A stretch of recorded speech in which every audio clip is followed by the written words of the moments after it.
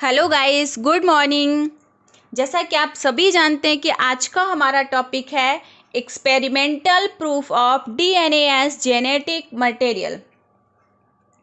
प्रमाण है कि डीएनए एक क्या है, आनुवांशिक पदार्थ है। इसको सिद्ध करने के लिए कौन कौन से वैज्ञानिकों ने प्रयोग किए, ये आज हमको पढ़ना है। चलिए स्टार्ट करते हैं। स्टार्ट करने से पहले हम आपको बच्चों बता दें कि हम थ्योरी ज़्यादा नहीं लिख पाएंगे क्योंकि वीडियो बहुत लंबा हो जाएगा, इसलिए आप हमारी वॉइस के अकॉर्डिंग नोट्स बना सकते हैं। क्योंकि अगर आपके समझ में आ गया तो आप खुद से लिख सकते हो, है ना, लेकिन अगर समझ में नहीं आएगा तो फिर नोट्स का क्या मतलब। ठीक है बच्चों, तो ध्यान से सुनिएगा। चलिए स्टार्ट करते हैं। प्रमाण है कि डीएनए एक क्या है, आनुवांशिक पदार्थ है। इसको सिद्ध करने के लिए विभिन्न मॉलिक्यूलर बायोलॉजिस्ट ने निम्नलिखित प्रयोग किए। ठीक, कौन कौन से प्रयोग किए? फ्रेडरिक ग्रिफिथ का प्रयोग, अल्फ्रेड हर्शे तथा मार्था चेस का प्रयोग, एवरी मैकलॉड मैकार्थी प्रयोग। ठीक है, इन बायोलॉजिस्ट ने काम किए, इन्होंने सिद्ध किया कि डीएनए एक क्या है, जेनेटिक मटेरियल है। ठीक है, चलिए सबसे पहले हम पढ़ेंगे फ्रेडरिक ग्रिफिथ का प्रयोग। सन 1928 में फ्रेडरिक ग्रिफिथ ने बताया कि बैक्टीरियम डिप्लोकोकस न्यूमोनी मनुष्य तथा अन्य जंतुओं में निमोनिया उत्पन्न करता है। ठीक है, क्या बताया इन्होंने कि मनुष्य और जंतुओं में निमोनिया कौन उत्पन्न करता है?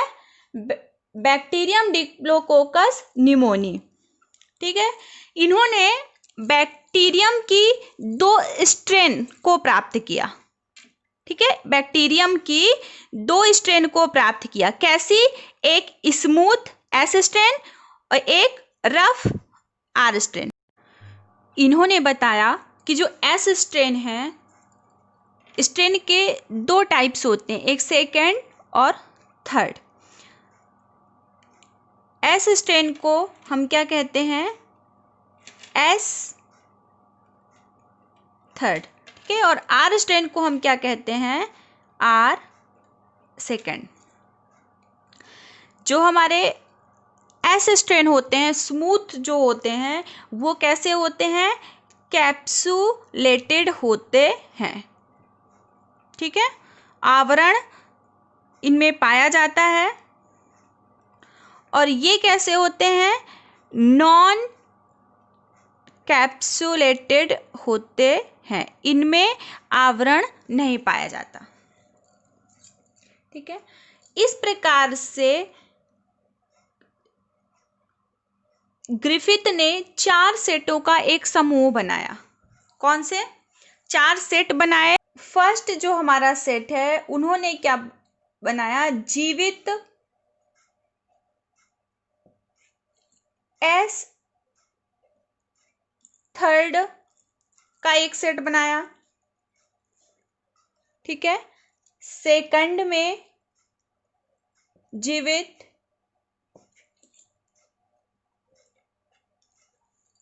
आर सेकंड रफ स्ट्रेन लिया। तीसरा ऊष्मा से मृत एस थर्ड का एक सैंपल लिया। चौथा जीवित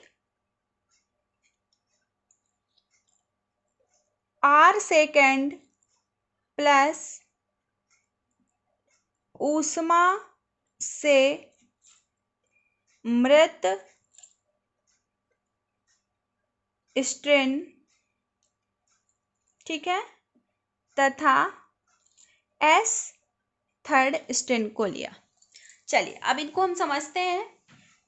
डायग्राम के सहायता से हम आपको बताते हैं कि इन 4 सेटों का समूह बनाया, फिर आगे इन्होंने कैसा प्रयोग किया। इस प्रकार ग्रिफिथ ने इन 4 सेटों के आधार पर चूहों के ऊपर इंजेक्ट किया। कैसे? चलिए इस इमेज को ध्यान से देखिएगा बच्चों। सबसे पहले बता दें आपको कि अगर कहीं पे आप नोट कर लीजिएगा कि अगर वह स्मूथ है ना, तो स्मूथ मतलब उसमें क्या है? चिकनापन। तो वो कैसे होंगे, कैप्सुलेटेड होंगे, आवरण होंगे, और वो कैसे होंगे, वायरुलेंट होंगे।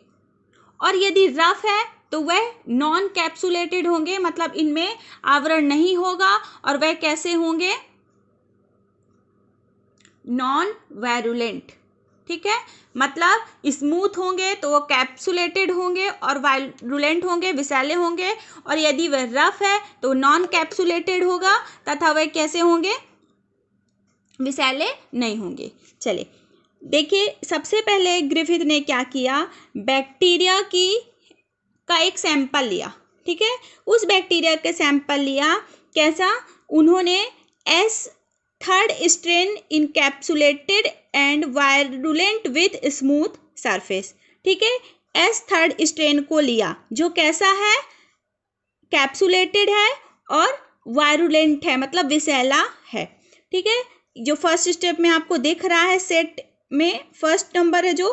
ठीक है, इस प्रकार से इसको एक इंजेक्शन में लिया, और इंजेक्शन में लेने के बाद इस एस वायरुलेंट स्ट्रेन को चूहों पर इंजेक्ट किया। इंजेक्ट करने के बाद उन्होंने देखा कि ये माउस क्या हो जाती है, डेड हो जाते हैं।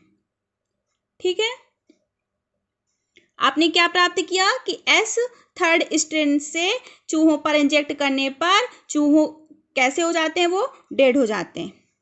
सेकंड स्टेप में उन्होंने क्या प्राप्त किया, आर सेकंड स्ट्रेन लिया। ठीक है, रफ स्ट्रेन को लिया, जो कैसे हैं रफ स्ट्रेन, मैंने आपको बता दिया है कि अगर वह आर सेकंड रफ होंगे तो वो कैसे होंगे, नॉन कैप्सुलेटेड होंगे और नॉन वायरुलेंट होंगे। ठीक है, तो इनको इंजेक्ट किया, इंजेक्ट करने के बाद देखा कि वह चूहे क्या होते हैं, जिंदा रहते हैं। थर्ड स्टेप में क्या किया इन्होंने कि एस थर्ड स्ट्रेन को क्या किया, हीट किया। ठीक है, जो सैंपल लिया था उन्होंने बैक्टीरिया का, उन्होंने लेने के बाद उस सैंपल को इन्होंने क्या किया, हीट किया। आपको पता है कि अगर हम कोई सैंपल लेते हैं उसमें कुछ विषैला पदार्थ है और उसको हम गर्म करते हैं तो वो विषैला पदार्थ क्या हो जाता है, खत्म हो जाता है। तो इसको हीट करने पर विषैला पदार्थ क्या हो गया, खत्म हो गया। मतलब कि चूहों पर यदि हम इंजेक्ट कराते हैं तो वे चूहे कैसे होते हैं, जीवित रहते हैं। ठीक है, फोर्थ स्टेप में क्या किया इन्होंने, फर्स्ट सेकंड थर्ड इन सभी को एक साथ लिया। मतलब कहने का एस थर्ड को, आर सेकंड को और heat killed virulent S third strain को, इन तीनों को इन्होंने क्या किया, साथ में लिया। साथ में लेने के बाद इंजेक्ट किया इन चूहों पर, और चूहों पर इंजेक्शन लगाने के बाद इन्होंने देखा कि चूहे क्या हो जाते हैं, डेड हो जाते हैं। ठीक है, समझ में आया ना आपको डायग्राम से क्या हुआ। फिर से एक बार रिवीजन कर लेते हैं कि फर्स्ट स्टेप में चूहे क्या हो गए, मतलब एस थर्ड से स्ट्रेन से चूहे क्या हो गए, डेड हो गए। आर सेकंड से चूहे क्या हो गए, जिंदा रहते हैं। और हीट करने से भी चूहे क्या होते हैं, जिंदा रहते हैं। और आर सेकंड स्ट्रेन, इन सबको मिक्स करने पर चूहे क्या हो जाते हैं, डेड हो जाते हैं। ठीक है, इस प्रकार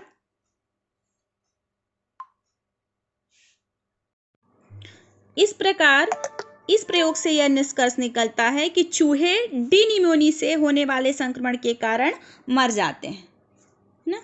चलिए आज के इस वीडियो में बस इतना ही। नेक्स्ट डे हमारा रहेगा अल्फ्रेड हर्शे और मार्था चेस का प्रयोग। अच्छा लगा हो तो प्लीज़ लाइक और सब्सक्राइब जरूर करें। Thank you so much.